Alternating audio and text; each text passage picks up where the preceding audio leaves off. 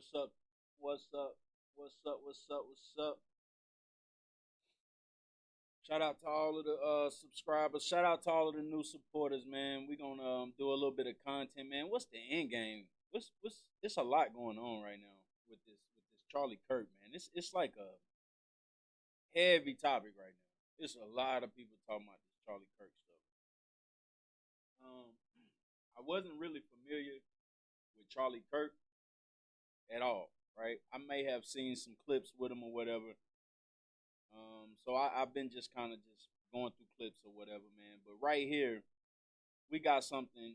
Y'all know I deal in the hip hop community. You know, that's the culture. That's something I grew up in, and so we doing some content on hip hop slash politics slash L Boogie reacting. We just reacting over here, okay? I'm just over here to I'm just over here to do my thing as usual. Oh, let me fix check, check, check. Yeah, we over here to just do our thing. You know what I'm saying? Right here we got Charleston White, man. Charleston White he just be coming with the heat, man. So you know that I assume people always trying to cancel Charleston White. I don't really know, but we're gonna give it a listen. Let's get it popping, man. Make sure y'all sub up to the channel if y'all haven't already. Let's see what we got here. Let's see. All right, here we go. A lot of black folks didn't know Charlie Kirk. Yeah, I didn't, man. Pretty Brown Eyes in the building. Yeah, I really didn't know who this guy was, but you know, let's go ahead and get some content off, man. Shout out to y'all, man. Appreciate y'all pulling up. Educated fool.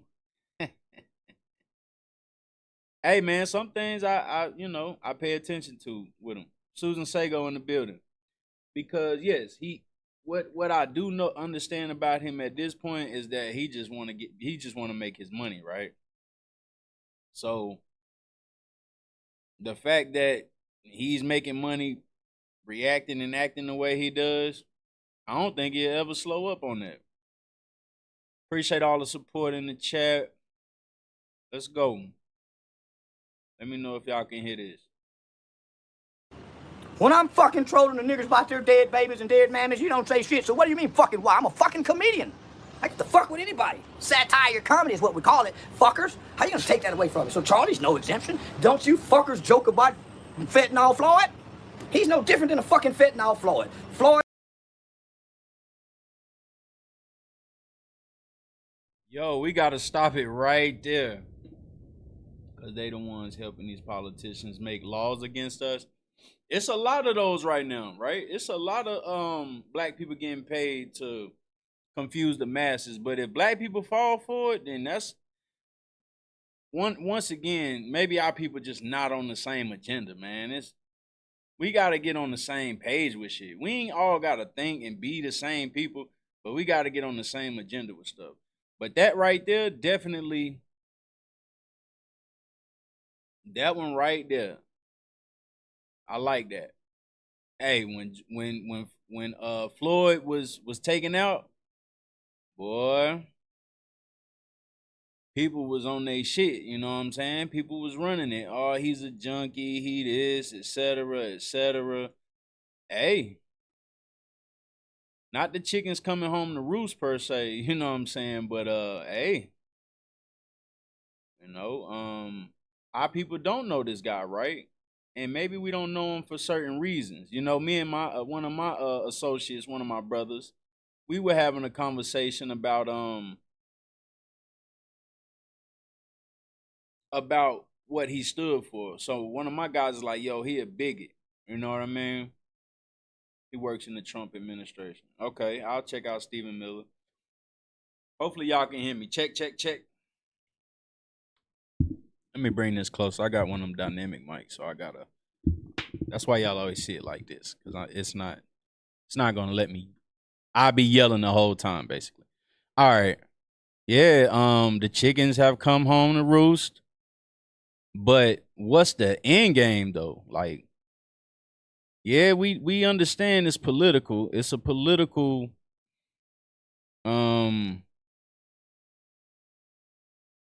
It's a political Damn, I can't find the word. I've been losing words a lot lately. Let's keep going, man. What the Black Lives Matter movement? Kirk is a fucking white ring conservative movement. We get to joke about one another. Remember? Liberal, conservative, nigger, black. Come on, immigrant. So why is it fucking you want to get in your fucking... This is not America that beat British. I'm telling you. These are not the fucking Americans that beat the redcoats. These are the pussies. These are not the Americans that could have stopped 9/11. And your fucking feelings all the fucking time. These are the fucking Americans that's crying because you didn't get picked on the fucking playground because someone said something about you. Who gives a fuck about the dead? Charlie can't hear shit I'm saying. Charlie's dead. Even your fucking Bible says, let the dead. Why are you guys worshiping and honoring the dead? Even your fucking Bible says it. This is the pussy Americans. You will not beat China. I'm telling you. I'm telling you, this America cannot beat North Korea. These motherfuckers ain't got no Instagram, no fake, none of that shit. They ain't in their motherfucking feeling. These people is ready to hurt somebody. This American is crybaby, pussy, whining on let's counsel him. Fuck it. Go join the military if you're that fucking angry about Charlie.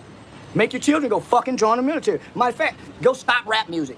How can you fuckers allow rap music to go on this fucking long, laugh at black people, and now you white on white crime come back and bite you in the ass? You're always talking about black on black crime. Look how you killing each other. Now look at you fucking white pussies killing each other. Look at your fucking white boy transsexual kids shooting up the fucking schools in America. It's not the niggers. It's not the Mexicans. It's not the Italians. It's not the Afghanistan. It's not the Pakistan. It's your fucking white lily children shooting up your fucking... Oh, yes, it is. Oh, yes, it is. Yeah, it is. See, and we all kind of understand that, right? Our youngins, they out here taking it out on each other.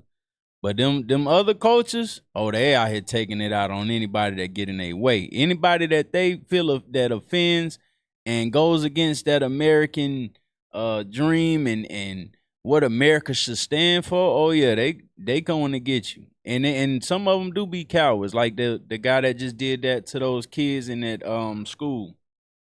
That's cowardly, you know. But oh yeah.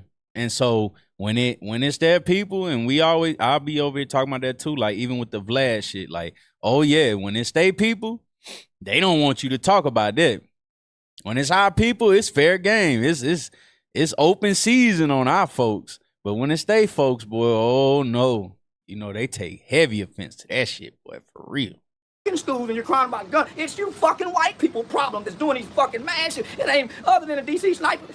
And secretly, I used to love the DC. I love Lee Mohammed and John Malvo, whatever the fuck their name was. Had you fucking pussy scared in the bitch. You got all these fucking guns, but look who's shooting up your fucking school, your fucking tranny white baby that's raised in white household with parents like Kirk. Your children's not even accepting your fucking rhetoric. Kirk children are gonna be a lesbian and a stud. Both of them. Swear to God. Talk to me later, but I'm telling you, Kirk's babies are gonna be a fucking beautiful lesbian and a fucking ugly butch stud. A bull dyker. Swear to God they are. Don't give a fuck about what you fucking pussy Americans are saying, and I'm a comedian. Who can take my comic delivery away? No. You know, they hate when that comedy hit home, boy. They hate when that comedy hit home now. I'm telling you. Oh, yes, they do. Phoenix Rising in the building. Appreciate you pulling up. Yeah, man, they hate when that comedy hit home, boy. When that comedy, it makes their blood boil, boy. Like, sometimes that comedy... Yeah, we're going to get into that, too. But, yeah, when it hit home, boy, it's something different. You know what I'm saying? They can't accept it. Fucking body. That's what make me Charleston white. So you think I'm gonna give it to the niggers, give it to the Jews. I even gave it to the Jews. I gave it to the Chinaman. You laugh like a motherfucker.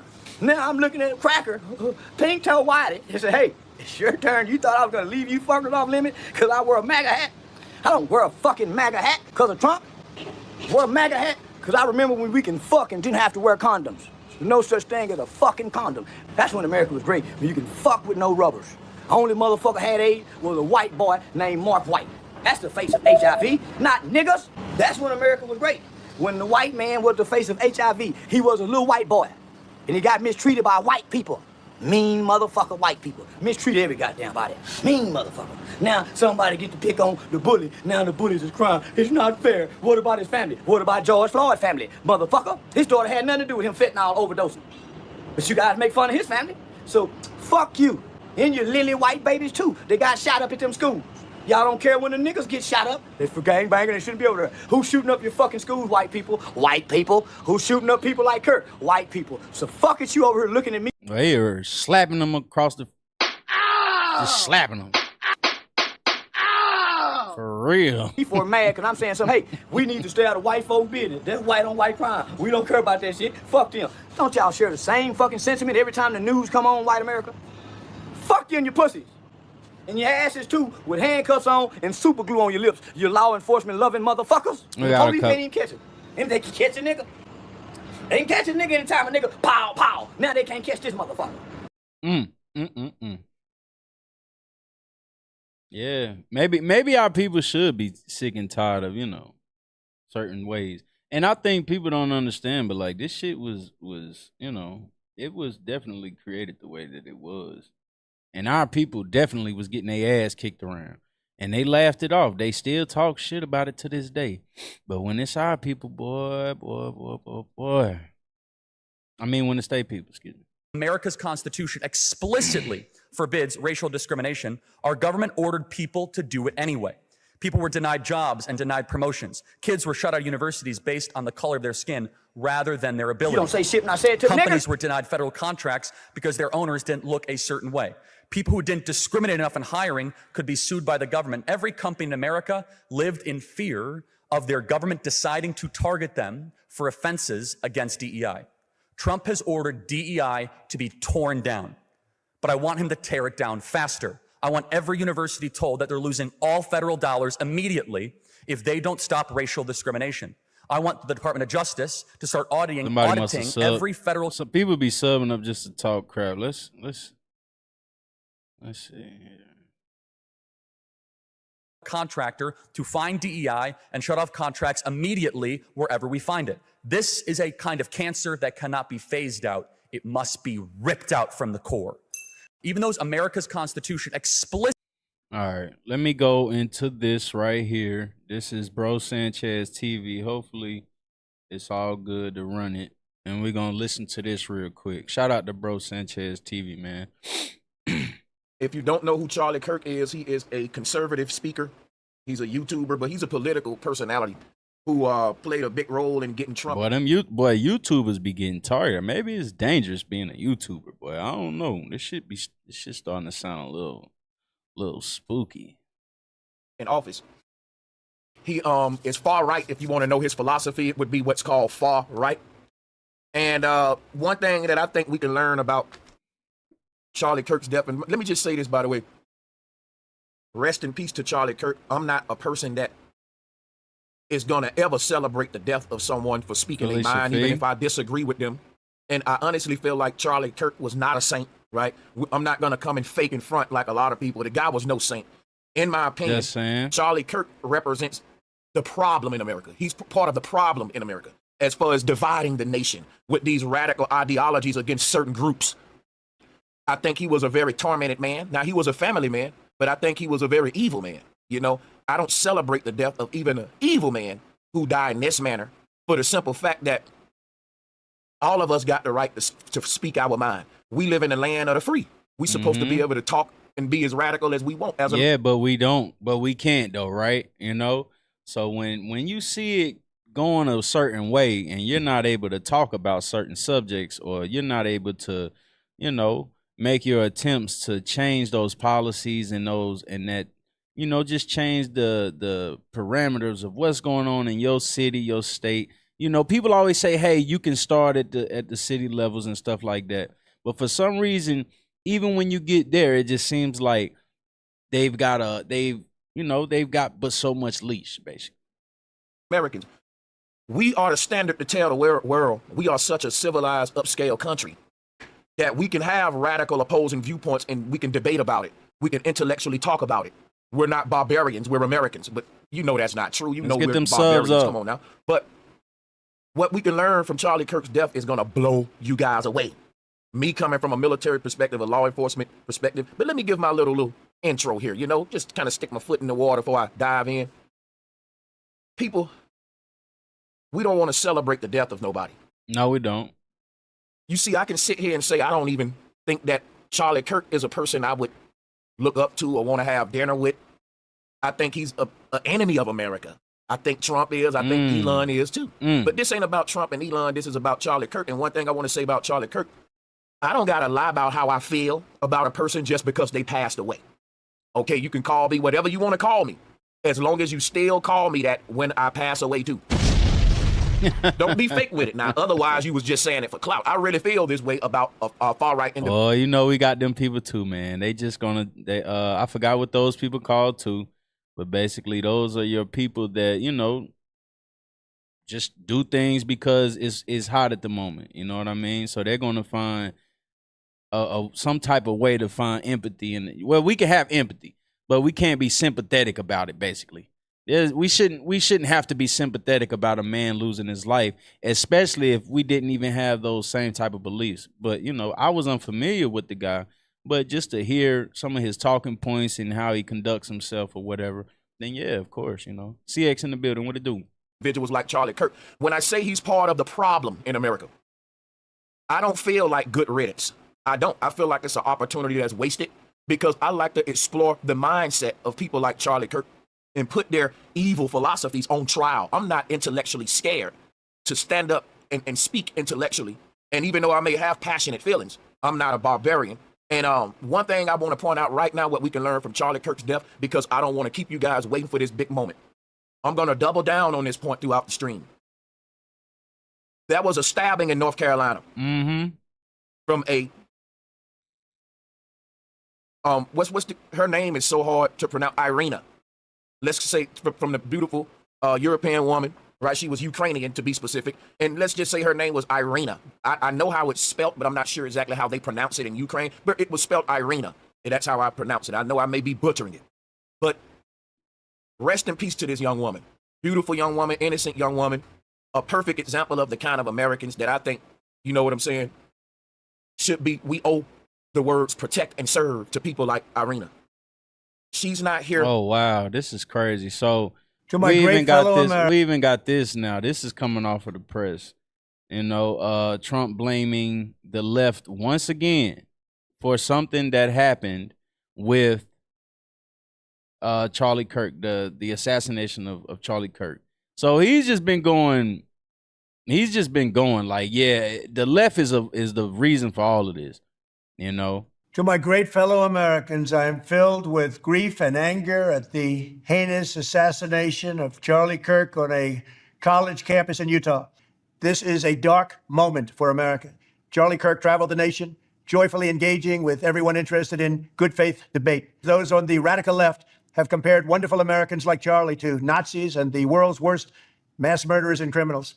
This kind of rhetoric is directly responsible for the terrorism that we're seeing in our country today, and it must stop right now. From the attack on my life in Butler, Pennsylvania last year, which killed a husband and father, to the attacks on ICE agents, to the vicious murder of a healthcare executive in the streets of New York, to the shooting of House Majority Leader Steve Scalise and 3 others, radical left political violence has hurt too many innocent people and taken too many lives. Tonight, I ask all Americans to commit themselves to the American values for which Charlie Kirk lived and died, the values of free speech, citizenship, the rule of law, and the patriotic devotion and love of God. You know what it's starting to sound like, though? The left's blaming the right, and then the right's blaming the left, and then you've got a stir up amongst the citizens of America. This is what it's starting to sound like.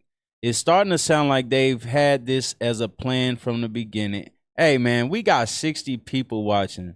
Let's get 60 subs. Let's get 40 subs. Let's get 40 new subs, man. We got 60 people watching. Let's get 40 subs in here, man. Let's go, man. Let's get them subs up. Yeah, so wow. Yeah, and Susan, let's pull that up too. All right, HBCUs, because I have been seeing those headlines as well, the HBCU threats. There's something particularly going on that's leading our cities and our governments to react to it, right? It's propaganda, basically. They're propagating threats. They're propagating violence, assassinations. It's been a lot going on. And it's pretty strange, too, because I remember the last time Trump was in office, there was a lot going on, very similar to what's going on currently in America.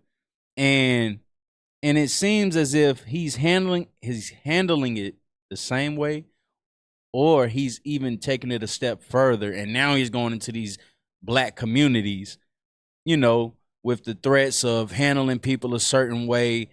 I don't see him going and putting the National Guard in all of this, you know, the places where you would expect them to be, but he continues to put them in our communities, in our basically heavily black populated cities. All right. Yeah. We continue to follow a number of stories right here on Live Now from Fox, and I did want to transition to some breaking news into our studio as 5 historically black colleges and universities are now on alert after receiving threats. And I did want to share what each of these universities and colleges are sharing with the public right here. This is a social media post from Hampton University stating that the university has received notice of a potential threat and has ceased all non-essential activity effective immediately. They say the safety and well-being of our students. Hey, look. Black communities, black colleges. Something is off with this situation right now. Something's really off with this, yo. So there was a Caucasian looking suspect, but we're going to black communities and black colleges and black cities, majorly populated black cities, to put the National Guard.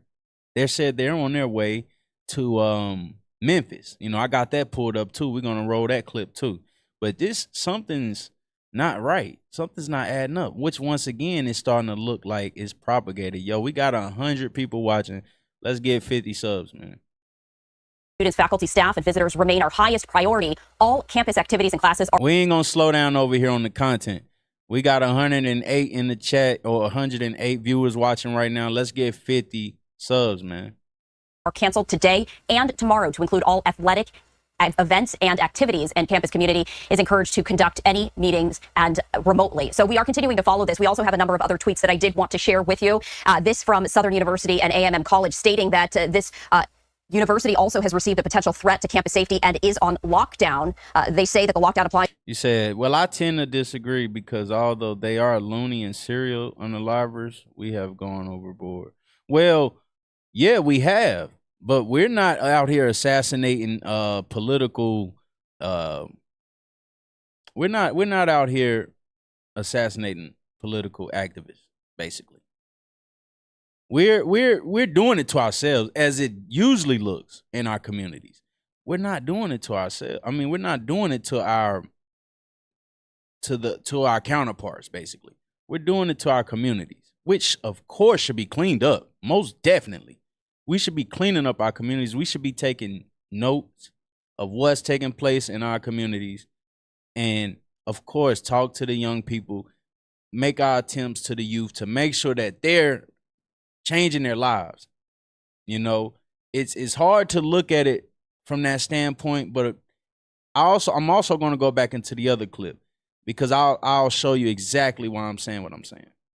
To the entire Baton Rouge landmass, which also includes Southern University Law Center, Agriculture, Research and Extension Center, and the laboratory school. They say if you are on campus, you should shelter in... Sorry, I didn't know you was in the shy. That's crazy. Place until further notice, as the university is working with law enforcement agencies. We also have a number of other posts that we want to get to. This is from Alabama State University, as it has now canceled campus activities today, stating that the campus will be closed for the remainder of the day. Campus police, along with other law enforcement agencies, are actively clearing all buildings on campus. Once your building has been cleared, it says you will be permitted to leave only through the front entrance of your building. They say this is for your safety right there. So we are continuing to follow a number of other ones, including Virginia State University, stating that this university has received a threat to campus out of an abundance of caution. VSU rather remains on lockdown. Please continue to check for updates. And this final one that I did want to bring in, this is from Bethune-Cookman University, stating that due to a potential threat to campus safety, as a precaution, the university is currently on lockdown. All classes have been canceled. And then think about it. They're making this news headlines, right? This is making the news. All right. So it's not just one of those things where they're going after specific communities. Nah, they're kind of putting it on display who they're going after.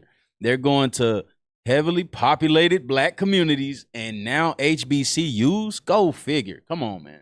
Students should return to their dorm rooms and shelter in place. All faculty and staff should head home, and those not on campus should plan to work remotely. Safety they say is our first priority, and we will continue to provide updates. So that is the very latest as we continue to follow all of these developments right here. We are working to gather more information just in terms of what these potential threats are, but out of abundance of caution, 5 different HBCUs are on alert after threats. This is a live look right here from Daytona. This is the area where Bethune-Cookman University is and now is currently on lockdown. So we did want to share the very latest with you as 5 HBCUs are on alert after threats, many of them on lockdown, also canceling classes for today. And also we saw at least one of them canceling classes tomorrow as well, out of an abundance of caution. We are continuing to follow all of the very latest, and we, of course, will bring any additional information as it happens. Just into our newsroom right now, we do have some breaking news we want to share with you. FAMU is canceling on-campus classes tomorrow. They say that is because of threats to HBCUs around the country. The university says classes will be remote. Staff will also work from home. FAMU DRS will have classes on campus tomorrow, but with increased security. FAMU has not received any credible threats of violence on campus. All of these measures are precautionary. Yeah, it's starting to sound like propaganda. And then on top of that, and I you know, I do understand the fact that, you know, innocent bystanders do get hit. Things happen, you know, people do end up losing their lives over the violence in black communities, right? What we do have to take recognition of also is that there, for some particular reason, these things are occurring because of the way that they've groomed our young men and women, right? So I'm gonna have to blame it on the hip hop for the most part, okay? I'm going to have to blame it on the households, how they're being raised, how the family looks, that nuclear family. All right, that nuclear family thing will always and continue to look the way it is with our people if we never address it that way. So I can completely side with that, but let's also recognize that they're putting this in front of us to make our people look like the worst people on the planet, but then they're still out here going to take out political representatives. They're going out here and taking out children in schools. That's not our people doing that. Our people be completely afraid to go in them type of neighborhoods and pull those type of acts. But our people, we're going to get blamed for the innocent bystanders, the random acts of violence. I get that, you know.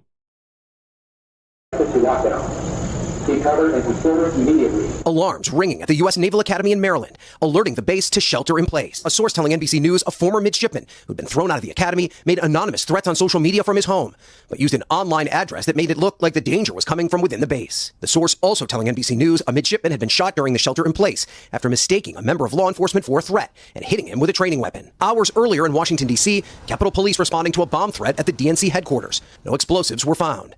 But the threat a sign of the growing tension surrounding politically driven violence in the country. These incidents echoed in schools across the nation Thursday. At least 6 HBCUs targeted by what the FBI described as hoax threat calls. At UMass Boston, unconfirmed reports of shots fired near a residence hall, resulting in a campus-wide lockdown. Authorities soon giving the university an all clear. The school's chancellor later writing in a letter, no evidence of any gunfire has been found. And in Michigan, the lieutenant governor there confirming there was what he described as a credible bomb threat to his home. He expressed gratitude to law enforcement for their quick response. I'm your Volusia County community correspondent. I mean, it's just back to back. It's plenty of news reports where there were 6 HBCUs threatened, and let's just make sure, you know, for the students, if you got any students in college, let's just make sure that they are just recognizing any threats, any harm that may, you know, anything that looks suspicious. Let's just make sure that that's addressed. Let's acknowledge it. Let's address it, and then let's just move forward with it, because all of this from the claims of the Democrats, from our president, is what it's sounding like, right? So with that being said, we have to recognize that there has been targets placed on these communities' backs, and they want to use that to say, hey, we cleaned up these cities because those black people were acting a certain way, and they're just holding us accountable, which is funny. You know, we can all hold each other accountable, but for the most part, it just looks like that our people has to be held accountable. You know, that's where I have the problem. And let's go back into this video because this should explain exactly what I'm referring to. Let's go. Trying to get into any division, picking the sides. America is hurting right now from division. And what we learning in America, because people like Charlie Kirk like to say that it's about black violence. You said, what does this have to do with race? Didn't you just watch the news? Get him out of my chat. It's the reason why I brought up the young female Irina, who was brutally stabbed in North Carolina by a guy who had 14 prior arrests. But this is what nobody from the far right would tell you. The guy was mentally ill. So what we can learn from Charlie Kirk is that America has been kicking the can. There's a mental illness epidemic in America, and there's a revolving door epidemic in our prison system. And we're just running mentally ill people in and out of the prison system. And these people are a threat to society. And it ain't just because they're violent. It's because mental illness, that's a health responsibility that the government should be providing free of charge, because their job is to protect and serve us with our tax-paying dollars, which means mental health goes into the hand of the criminal justice system because it's their duty to protect and serve us. And the biggest threat on the street is the mentally ill. Yeah. A person that's mentally ill don't care who they hurt. The person I can agree with that too. Unalive Charlie Kirk was mentally ill. They was a radical, some sort of terrorist-minded person, and we know they wasn't black. America likes to ignore the real problems while playing the race game, black versus white, with all these stories. So what I'm gonna say about Charlie Kirk is he became his own lesson. Too bad he ain't here to learn from his own assassination. That's unfortunate. I wish he had survived the shot, because then someone can tell him black violence was never the issue in America. Thank you. So look, basically, when we're out here with the propaganda that's being displayed in the media, what are they doing? They're pointing at the black communities, okay? They're pointing at us now. But they're not going to acknowledge what's truly taking place in our society, in America. That's basically where I'm at with it, too. Because there were nothing but black people on that train with Irina, and the only one that harmed her was mentally ill. You saw how many people was at that rally with Charlie, and the only one that took his life was a crazy, radical, crazy dude. That's a form of mental illness.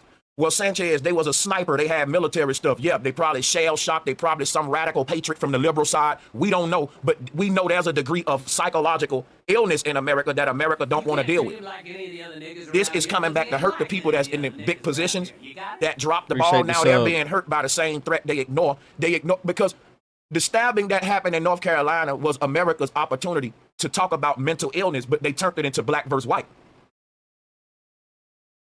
And look what happened. You get assassinated by a mentally ill person, which is my point. Go watch my video on my other channel. It's called Sit Down with Sanchez Live Podcast. I covered the North Carolina stabbing. I'm going to always give the middle perspective, not the left versus the right, because the truth is right here. And this is where no one want to be in America. Level-headed, rational, logic. Everyone picking a side can't really fully see the truth in the center. And some of these people that are being unalive ought to say, because what they're doing, they're trying to make it like Charlie Kirk was some advocate for America, that he was some advocate for Irina. When to me, he dishonored her death. He spat on her grave. Everyone that used the unaliving of that Ukrainian woman to push your far left. Man, y'all got to get the likes up now. And we up to 3,000 views, man. Come on now, get the likes up. And let's get, we got 131 watching. Let's get 30 subs. You know, I ain't even gonna shoot for 100. Let's get 30 subs, man. Let's get 30 new subs up in here. Or far right agenda, you're a devil. You're an evil person. Because anyone that's thinking rational about what happened to the young woman Irina is gonna tell you America really needs to do something with the mentally ill instead of running through the prison system and the revolving door. Now, people may ask, Sanchez, what is the point of the revolving door? Why do prisons let the most violent people right back out on the street? Now, a lot of people will say this is the liberals doing it. But the truth is deeper than just blaming one political group. It's a city agenda, because in a lot of these crime-ridden, poverty communities, there's a budget that city is getting to help fight violence. And it reaches a point where the average person in, let's say, Memphis, Tennessee, they're not no gangster and no black criminal. Those are good church-going people. But see, they got to keep letting these same violent people back out so that the statistics can show a big arrest number, and a big crime rate. And most of the time, what they're not telling you in these cities like Baltimore, these crime-infested cities, these are repeated offenders. So let's talk about the Carlos Brown who unalived Irina, the Ukrainian woman. The man was diagnosed with several mental illnesses, but no one brought that up in America. We played the race card and said it. I said that guy looked like Charles Manson in his mugshot. He had the same 1,000-yard stare as Charles Manson in his mugshot picture. It's a black violence problem. That's failing Irina. That's failing her because there were several black people on that bus, and only the crazy one did this. Dylan Roof. They said that Dylan Roof, right? Sorry about that. They said that Dylan Roof was crazy, right? And I agree with him. There are several white people that don't like blacks, but they not going to run up in the church and shoot them up. You got to be crazy to do that. So you can blame it on racism and hate, but not much so as you being crazy, because I know a lot of black people that hate white people, but they ain't, and in their mind, they may be thinking of harming them, but they ain't crazy, so they not going to act it out. And the difference between a crazy person and a non-crazy person is we don't act out our crazy thoughts. You see, we all have crazy Salute thoughts. to the chat. We all say, oh boy, can't believe I thought about that, but we don't act them out because you're not crazy. There's a part of your brain that stops you from acting out your fantastical imaginations, but some people don't have that. And in the case of people that unalive Charlie Kirk, don't have it. They think of these radical imaginations, they go and act them out. In the case of should receive the death penalty, because people should be able to go out and speak their mind regardless of how radical their thoughts are. See, and that's something as America that we need to start reteaching. You see how I can sit here and honestly say, hey, I didn't like Charlie Kirk. I didn't like his stances on black people. I thought he was kind of prejudiced, evil. I still can say that, but I still can say, rest in peace, Charlie Kirk. He didn't deserve to die that way. Most definitely. I don't wish death on a man just because I feel like he's evil. Guess what? My job. Well, and that's, maybe I can go into other cultures at that point, but see, a lot of people wouldn't even find that sentiment to say, hey, you know what? I don't even want the man dead. I'd rather debate him. I'd rather argue him out on some of his topics and when it comes to society. But I don't care to see the man, lead the earth like that. But when it comes to a lot of different situations, even going back to the George Floyd thing, it was more or less like, oh, man, he was going to be taken out anyway, or, man, this was going to occur in his life, or he was this, he was that. There was no empathy for the guy. You know what I mean? To do the evil. Go and combat evil on a spiritual level. You can't kill evil by killing people, okay? Because Charlie Kirk's message is going to live on, and it's probably even going to be amplified stronger. But I think that's unfortunate, and I think that's one of the hypocrisies in America, because his message was that black violence is a problem, but I think mental illness is a problem. Most of the people that's willing to go out there and do what we saw happen in North Carolina to Irina are mentally ill. Most of the people that's willing to assassinate somebody for their political viewpoint, they're crazy, man. You're crazy. But what we would say as Americans, it's a black issue. It's a white supremacy issue. No, it's not. It's neither of that. There are many white supremacists that ain't running up in churches shooting people like Dylan Roof. Yes, Dylan Roof was a white supremacist, but he was a crazy one. Now, you must say that we all crazy to some degree just for adopting capitalism as an ideology, but that's another story. I think that if you are far right or far left, if you are black power, white power, pro this, pro that, anti this, you are psychologically ill to some degree. That don't mean you are psychologically ill to the point where we need to quarantine you, because there are several groups out here with weird radical ideologies, and we debate about it. We politically engage into arguments and confrontations. No one pull out a gun and pow. Only the crazy people do that. And so I think America is suffering from a mental illness epidemic. All of these cases where these random citizens, vigilantes, just go out there unaliving people, just like in Vegas, you had a dude run up in a gym, shooting up everything. These people have mental illnesses. The news don't bring it up. The far right don't bring it up. The far left don't bring it up. Especially a guy that's going through, especially a guy that can't really get past entry-level positions in a company. He can't save no money. He's, credit is whooping his ass. All kind of different stipulations that's just kicking his ass. And then he might have been through the system. He might not have no counter. He might not have no love at home. He might not have no family, no children. Everything might just be distorted for that guy. And the first thing they see whenever they step outside their doors is everyone else enjoying life, and they can't figure it out. A lot of people do be mentally unstable, man. That's for real. And I have very close family that talk about these subjects all the time because they work with these type of people, to where they're like, hey, a lot of us could benefit off of putting drugs in our body, of course, but it'd be more or less to find out what's really going on with them or whatever the case may be. Now, I might not completely agree with that in all situations, but what I can say is that, yes, a lot of people are mentally unstable. And if that is brought to the forefront, then of course we could see different outputs when it comes to situations where a guy's speaking and somebody wants to hurt him just because his views are different than yours, right? Well, I can't say that for sure, but I haven't saw no one bring it the mental. When you go and research these people, and the reason you're not researching the person is because you're researching the skin. You're saying when you see these incidents, it's a black violence problem versus researching the black individual that did it. Often you will realize the person have multiple prior arrests. So then we know that the problem would be a revolving door problem in the prison system, not just a black skin problem. Because again, I think what we can learn from Charlie Kirk's assassination, if the far right people really respected Charlie Kirk, they would say, man, the last thing he was saying before he died was that black violence is the problem. But a white man killed Charlie Kirk. Wow. A white man killed John F. Kennedy. Yep. A white man did the Oklahoma City bombing. Yep. Don't y'all understand that there's some crazy people in the black society and the white society? And America dropped the ball on it, but America told us they're going to protect and serve us. Don't you know you got to, when they say black violence is the issue, when you talk black violence, you're talking about Crips versus Bloods, gang wars, drug wars. These are black people killing black people. So when you see a case where a black man unalives a random white woman for no reason, that ain't black violence. That's a mentally ill, crazy dude that would have stabbed anybody that was in front of him sitting in that seat, if you ask me. Because that's the closest person to him that ain't paying attention, that ain't gonna fight back. Your neck is wide open. Now, there are gonna be several people argue about if it's fake, if it's real, or these psyops. I simply want to talk about the fact that this is all part of a race war that is being, they're trying to bring a race war in America between blacks and whites. They are trying to bring a race war between us Americans. This we can all hopefully agree on. We understand how we interact with our white people. We understand how, I know how I interact with them, okay? It's always some kind of tension there. It might not even always be true. It might not always be accurate.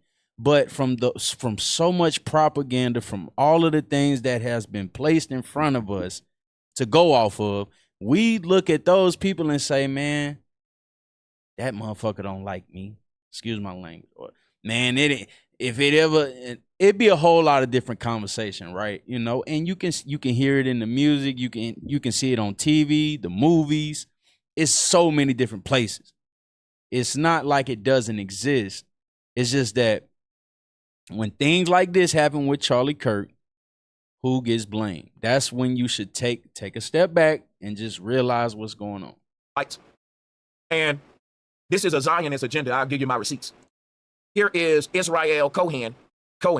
You know there's a liar Cohen that works in the music industry who had a monopoly on a lot of guys' intellectual property. We ain't hip-hop. Man, I want to play another clip too, but I think I played it already where no, I didn't play it. Where Scarface was saying he was at Def Jam and there was a big meeting and all of your major artists were sitting in there and he decided to step away. So you heard what he just said. There was one in the music industry. And from that, we've seen the deterioration of hip hop. Okay, I'm a part of that culture. A lot of black people are from that culture. And if we understand what's been taking place, that's exactly what it looks like. There has been some type of situation that we might not, we don't want to bring to the forefront, but it happened. It exists and it's real. All right. Talking about him, but I would tell you that I bet you this is one of his ancestors, liar Cohen. And this guy here's name is Israel Cohen. And we were reading something that he wrote in 1912. It's called A Racial Plan for the 20th Century. It said we must realize that our party's most powerful weapon is racial tension. We must realize that our party's most powerful weapon is racial tension. Now, this is written by a small hat in 1912, a Zionist Jew, right? Let's read this from the top. Israel Cohen, 1912. We must realize that our party's most powerful weapon is racial tension. By propounding into the consciousness of the dark races that for centuries they have been oppressed by the whites, we can mold them to the program of the Communist Party. Stop right there. Don't y'all know that the black power fist is a communist symbol that black people started doing when hip hop came up and soul music? Guess who opened up the door for black people to get our message out in soul music, in hip hop? I'm black and I'm proud. Rise up against the white man. Guess who opened up the door for us to do that? Small hats. Zionist Jews. Jews just like this dude. We finna read this. See, black people, your hate for the white man is something that was socially engineered in you. Yes. Because when you want to hate the people in power, white people ain't even in power. The small hats are. They got white skin, as you would consider it, but they don't consider themselves white people. The real enemy has waged a war against everybody in America. The real enemy has waged war against everybody in America. All right. So you can't step into this chat and say that's just not about race. Oh, it's about race. You might not think it's about race, but goddamn it, it's about race. They treat the white man just like the black man, which why he's in the trailer park and you in the projects. Yes. There's a specific group of Europeans in power, and I don't even think they're Europeans in the sense that we use the word or white man. I call them small pilgrim box people. The Bible calls them the synagogue of Satan. Now, if you want to know who really in charge, these are the people you can't say nothing about without getting censored. Kanye West know that. Oh, yeah. Now, you want to know why we can hate seen Kanye West go through that. I'm going back to my hip-hop culturalism. Yeah, we seen what happened to Kanye West when he started speaking out against them small hats. We all seen that. Kanye was worth billions and billions of dollars. He had one of the best situations that you would ever see from an American black man, where he was allotted billions of dollars to make shoes. He look at all of the corporations that he had stepped into: Balenciaga, Adidas, Def Jam, all of them. He worked with all of them. Okay. And as soon as he said, I'm not going to abide by these rules, which at that point it was too late for him. But as soon as he stepped away from that, we seen what happened. And we seen who we started going out against. White man, but we can't hate the small hat because it's his agenda to make you hate the white man and not him. He run the white man and the black man. He got the white man above you so you can hate the white man. He put the white man right there so you can think the white man is the problem when he right there above the white man playing a puppet master for everything. Facts. This is important when we talk about what's going on in America. This is important. Why? You got a lot of black people celebrating the death of Charlie Kirk. And their hate is toward the white man. And everybody keep coming to me talking about Sanchez, this is a psychological operation. And I'm trying to let y'all see what the psychological operation is. You don't got to make nothing up. I got the receipts right here. It's going to be a lot of race-related unalivings and politically driven unalivings. And you can debate whether they're real or not, or whether they're staged. We know the world is a stage. What's always real is the agenda, the reaction from the people that was written into a plan in 1912 for black people and white people to have a race war. You think that's just a conspiracy theory? You see? So Michael Jackson. I know there's a lot of people celebrating this man's death. All right? So watch this, right? It says that in America, we will aim for the subtle victory while inflaming the Negro minority against the whites. We will endeavor to instill in the whites a guilt complex for their exploitation of the Negroes. Look at there. We will aid the Negroes to rise in prominence in every walk of life, in professions, and in the world of sports and entertainment. With this prestige, the Negro will be able to intermarry with the whites and begin a process which will deliver America to our cause. Man, that's such a powerful statement being made, and you can see it being played out right in front of us, and a lot of people still deny it. A lot of people will still see this and say, man, but that really ain't got nothing to do. Come on, man. Let's be honest. What did he just say? Sports and entertainment, intermarrying, and beginning a process to deliver America to their cause using those professions. And we heard Ice Cube talk about it with NWA. It's a lot of different subjects that we could just toss in front of this subject, and it'll fit right in it'll fit right like a glove. You know what I mean? So to ignore it, to say that it's not real, to say that it's not going on, even when you see them intrude in black communities today in 2025, they're going into black communities. They're not going into your other people communities because there's a guilt complex. Remember, they've got to make sure that people look at us as the worst type of situation, and they're going to step in and they're going to want to fight us at that point because they feel guilty for us. They got this complex. They say, hey, man, we've given you everything you asked for, per se, and y'all going to take our people, or you're going to treat our people this way, you're going to do your communities like that. Nah, they want to step in. Yeah, man, for real. Israel Cohen in 1912. Why did I read that? I read that because everything we're seeing play out in media, from the North Carolina stabbing to Charlie Kirk's situation, are carefully crafted stories that they want to show us to get us toward this agenda. Now, like I said, you could debate the validity of them, But the plan is real to make us hate. If you can't debate the fact that black and white people hate each other in America, that's true. It's and I'm true, telling you, man. the people who responsible on reading you the plan. And situations like what happened in North Carolina, like what happened in Utah, it show you the hatred between black and white people. Carmelo Anthony's situation, people getting GoFundMe's because they unalived the person. When Charlie Kirk was assassinated, that was a fake GoFundMe for the killer, and people was going crazy about it. But I don't think that's far-fetched in America. Y'all can do better than that, man. We got 227 people watching, man. Let's get them subs up. Let's get to 600, man. Let's get to 600 subs tonight. America. I believe if they made a GoFundMe for DeCarlos Brown, it'll make money. DeCarlos Brown would make more money than some black college student that's getting the GoFundMe to help pay for books. Wow. So I just want to say that wow. Nowadays in America, you picking the left or the right, you're part of the problem. I think another major thing we can learn from Charlie Kirk's assassination is that Democrats and Republicans both like to kind of, well, not much so the Democrats, but definitely the Republicans love to talk about gang violence, Crip versus blood, you know, this and that. What we can learn from Charlie Kirk is that being a Democrat, being a Republican, I'm going to look at you just like a gangbanger.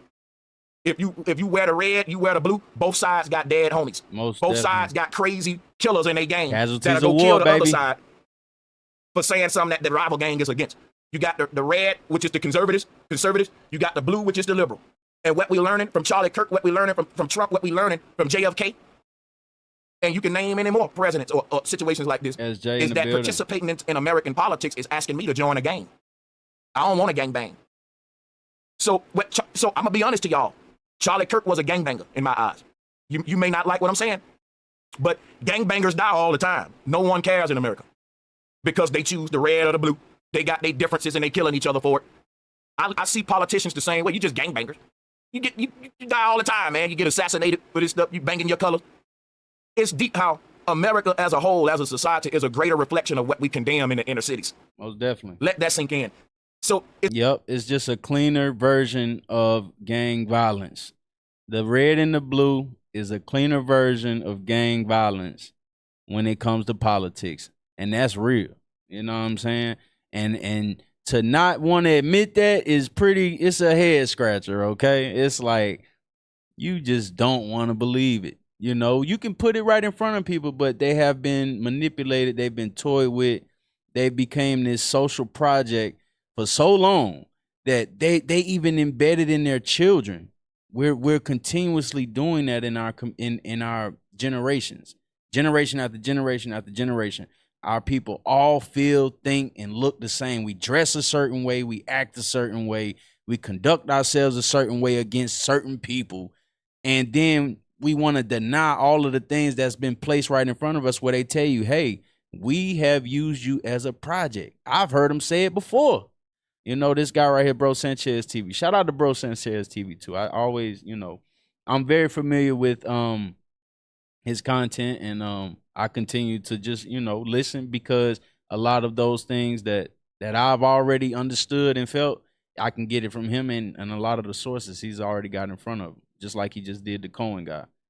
And then once again, you go back in hip hop, you see the things that Liar Cohen did. And even when Liar Cohen talks, he even, like they said, he even slipped up and spoke about how his appreciate it. You can't treat him like any of the other niggas around here. All right, subs coming in. You got it? You can't treat him like any of the other niggas around here because he ain't like any of the other niggas around here. You got it? You can't treat him like any of the other niggas around here because he ain't like any of the other niggas around here. No, we definitely ain't like any of the other. You can't treat him like any of the other niggas around here. Yeah, man. Let's go. Let's go. Treat him like any of the other niggas around here because he ain't like any of the other niggas around here. You got it? Oh, all right. Well, appreciate that, man. We just got a whole bunch of subs. All right. But yeah, man, most definitely. Let's keep going. Does anyone want to call in? Because I think what we can learn from Charlie Kirk's death is that mental illness, number one, is the problem in America. Number two, Americans acting blind to the real problems and playing the race card and the political cards. That has to stop if we really want to make America great again. So everyone's going to act like Charlie Kirk. Yep. The trajectory of our land can change if we all just truly find a way to band together, But instead, we go right to the sources. The people that own the news, they own it. They own everything in front of us, and we'll go right to them and get our information from them. Instead of trying to find a third-party source that got this type of information, like myself, like a Bro Sanchez TV, we'll rather go get our information. Of course, you know, you can get it because a lot of it's still real, but you need to dig a little deeper in regards to resourcing it and deciphering the message, basically. Find a way to decipher the message. That way, you can tell what's real and what's not. And then go do a little bit more research on who these people are in these organizations and these corporations, because they're doing their due diligence.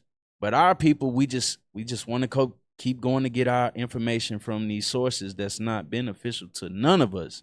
I don't give a damn you white or black. It's not beneficial to you to listen to that type of shit. That's why the internet, when it boomed and blossomed, they had to find a way to say, hey, this is against the democracy and things like that.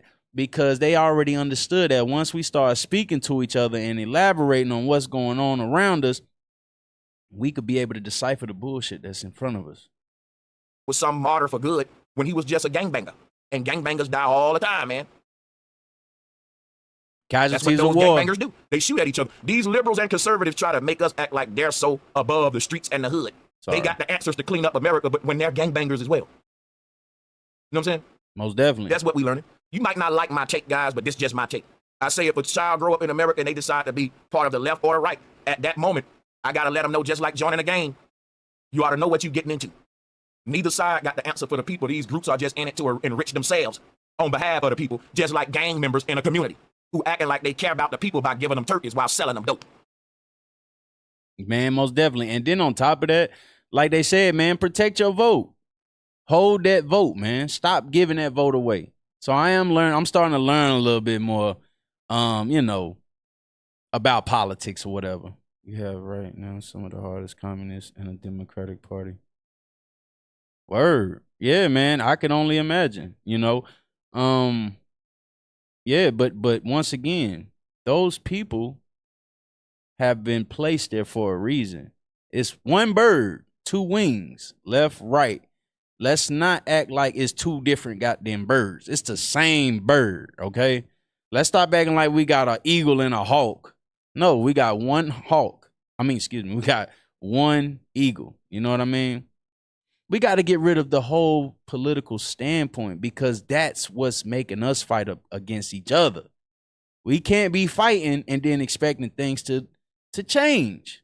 We just can't. And once again, we're still getting all of everything from our government, from our politicians, okay?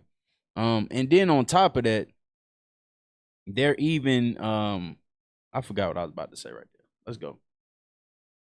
If a person disagree or agree, I'm a fair guy. I just ask that everyone hit the like button, hit the share button, and we will open up the call line. We're gonna pull up this Memphis National Guard thing, and then I'm gonna get up out of here. At any given point throughout my commentary, and we will start the open lines up now. I just put the link inside of the chat room. If someone wanted to give me pushback, we did about an hour. What I do want to know is, we will say is, be respectful like how I am. You see my energy? Because we don't want to give off the energy of the person that unalived Charlie Kirk. If you come up here yelling and calling me names and doing all that. Shout out to CP3, man. All right, here we go. Let's get it popping on this Memphis National Guard thing. I really want people to see where I'm coming from with this situation. Like, I've been wanting to get this message off right here, but they said they went into Chicago and then they fell back a little bit from my understanding. Now they're talking about going into Memphis. They started in DC. Those are all heavily black populated areas of America. Okay.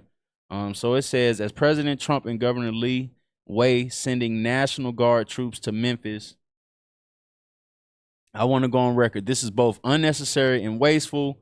The truth is clear. Crime in Memphis is already trending down thanks to the hard work of our local law enforcement officers, community leaders, and neighborhoods who are stepping up to make our city safer.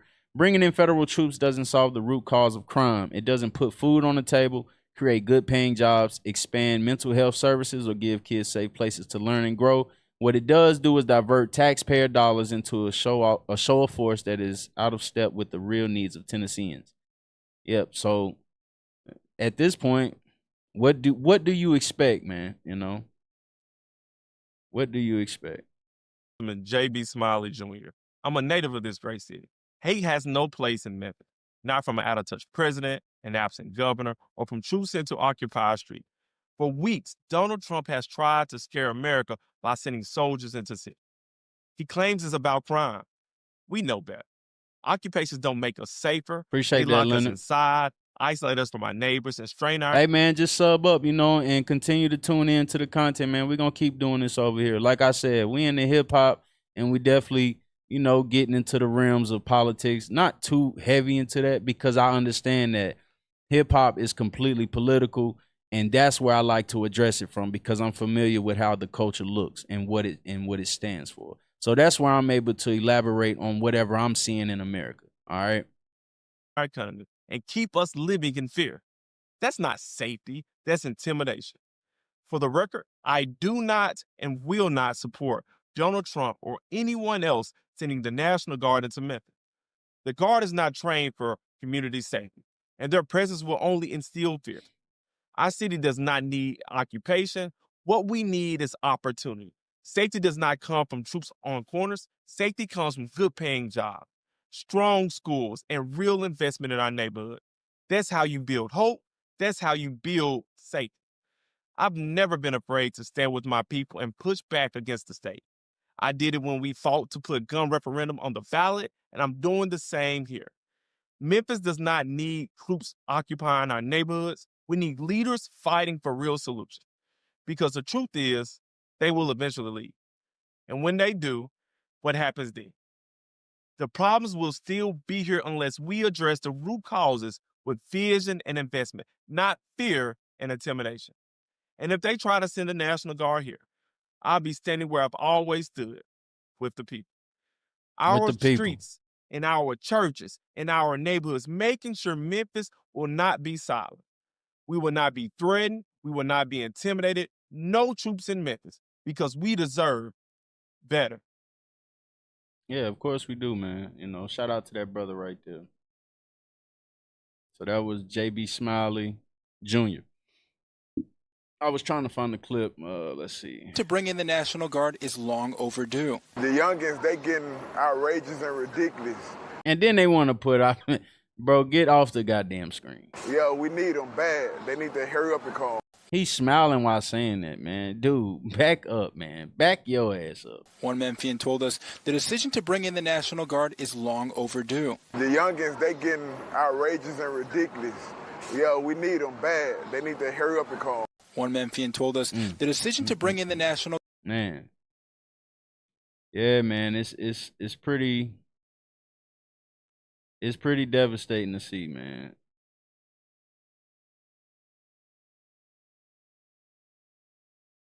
Yeah, I mean, at that point, man, you have to. Now, I knew this was gonna pop up. I knew this was gonna happen. If anything, all right, salute to you, man. Appreciate you pulling up, bro. Appreciate that. Straight up, man. I knew this was gonna be a clip. I knew this was gonna end up being one of the talking points for Memphis. You got Memphis hip hop, then you got Memphis Nike, right, with FedEx. This has been a heavy topic in the shoe community for years, and now they're going to display it. They're going to display this while they're talking about bringing troops in to Memphis. So.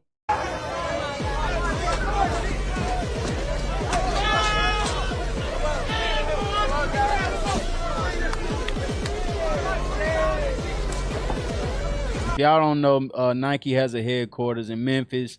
And a lot of their trucks and a lot of their product, shoes, Jordans, Dunks, all that type of shit was getting hit heavily. I'm not familiar if it's how much money it was or how many times it's been done, but I know for a fact that it's been done, and they're showing it right here. Okay. Appreciate it to all the new subs, man. Shout out to all the new subs, man. We're gonna keep it going for a little bit more, and then we up out there.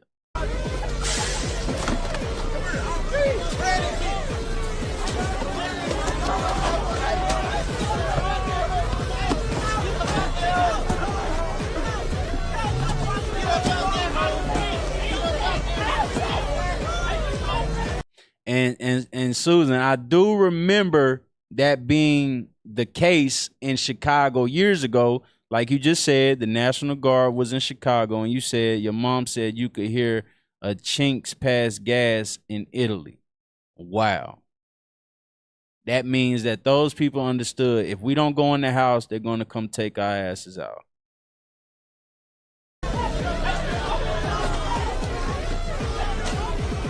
My man fell out the truck. All over the Nikes, boy. Them Nikes was, it was the Nikes. I want the world to know that Memphis stands together. This morning, we learned that the president and the governor are looking to bring federal resources to our city, which include the National Guard, which they have the authority to do.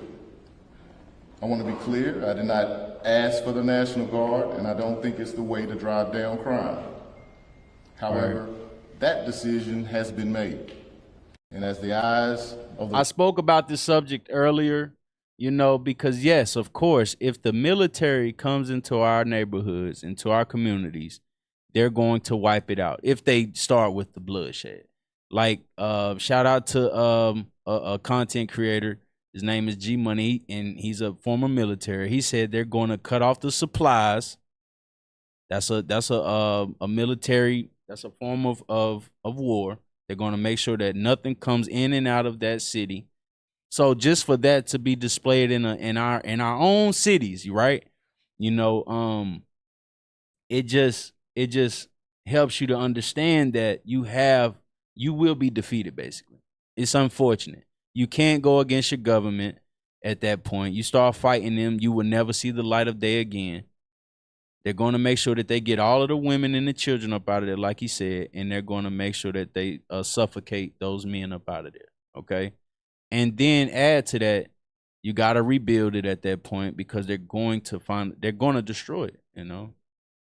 And the question I proposed was, could it happen in the South? That was a question I asked because I'm also a part of the tactical community, and I just understand how they move.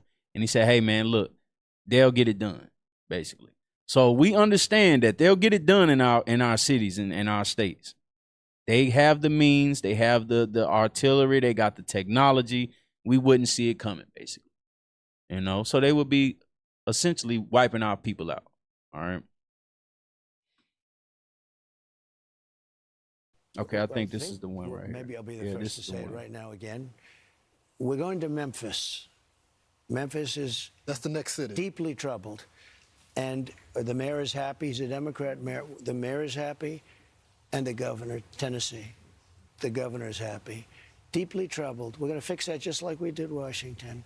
I would have preferred going to Chicago. I had a man in the head of a big railroad. They're doing a merger, and he wanted to come see me and all that stuff.